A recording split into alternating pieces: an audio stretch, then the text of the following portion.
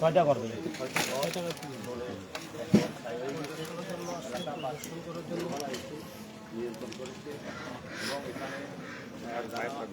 গতকাল রাতে এখানে আগুন লেগে 2-3টা দোকানপাট পুড়ে একবার বসে গেছে। আমাদের কবিরহাট উপজেলা বিএনপির আহ্বায়ক আমাদের লিটন ভাই, কবিরহাট পৌরসভা বিএনপির আহ্বায়ক মোস্তাফিজুর রহমান মঞ্জু ভাই সহ আমাদের নেতৃবৃন্দ পরিদর্শন করতে আসছেন। দেখতে দোকান ছিল, চা দোকান ছিল, এই সম্পূর্ণ দোকানগুলো দোকান ছিল, সম্পূর্ণ দোকানগুলো জ্বলে পড়ে একেবারে শেষ হয়ে গেছে। এখন সরকারের কাছে মাননীয় উপরে তিনটে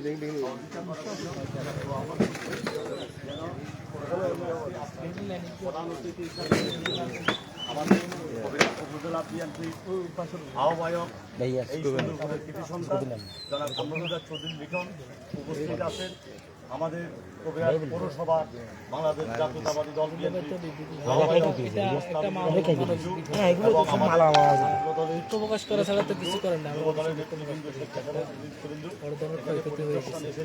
এবং পরবর্তী করণীয় তারা সহযোগিতা ব্যবস্থা করবে, ওদিকে কি করা যায় এবং প্রশাসনিকভাবে কি সহযোগিতা করা যায় করবো। বলেন আমরা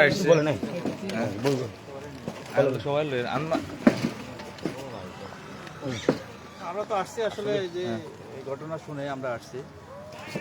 আমাদের উপজেলা বিএনপির আহ্বায়ক নেতৃবৃন্দ, পৌরসভা বিএনপি অনেক নেতৃবৃন্দ, ছাত্র নেতৃবৃন্দ আসছে। একটা দুর্ঘটনা ঘটেছে গতকাল রাত্রে, সম্ভবত বৈদ্যুতিক শর্ট সার্কিটের কারণে হয়েছে। এটা অবশ্যই অমানবিক। আমরা তো পরবর্তী সমবেদনা জানাতে আসছি। আর উপজেলা প্রশাসনের প্রতি আমাদের আহ্বান থাকবে, যেটুকু ওনাদের সামর্থ্য আছে সে সুযোগ অনুযায়ী যেন ক্ষতিগ্রস্ত যারা আছে তাদেরকে যেন সহযোগিতার চেষ্টা করে, এটাই আমাদের আহ্বান থাকবে।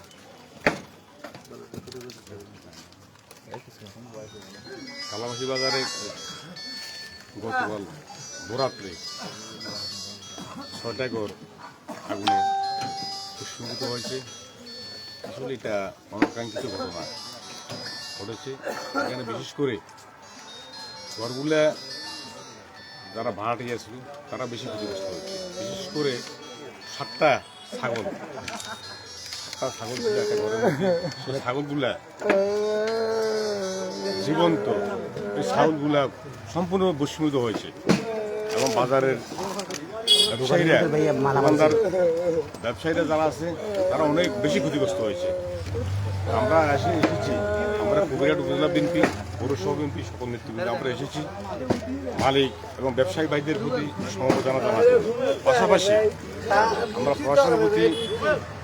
প্রশাসনের প্রতি আমাদের আহ্বান থাকবে, আমাদের এই ব্যবসায়ীদেরকে আর্থিকভাবে সহযোগিতা করার জন্য বাংলাদেশ জাতীয় দল বিএনপির পক্ষ থেকে আকুল আবেদন থাকলো যে প্রশাসনিক পক্ষ থেকে উপজেলা প্রশাসন ও জেলা প্রশাসনের মাধ্যমে সহযোগিতা করার জন্য এবং এলাকার বিত্তবান যারা আছে তারা এরা এদের মধ্যে অনেক ব্যবসায়ীর মধ্যে অনেকে আছে অত্যন্ত তাদের কিছুই নেই, সব শেষ হয়ে গেছে।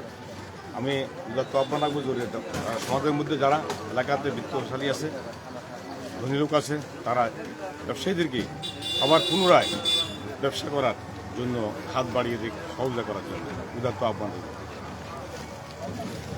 আপনারা দেখতে পাচ্ছেন পুড়ে যাওয়া দোকানপাটগুলা।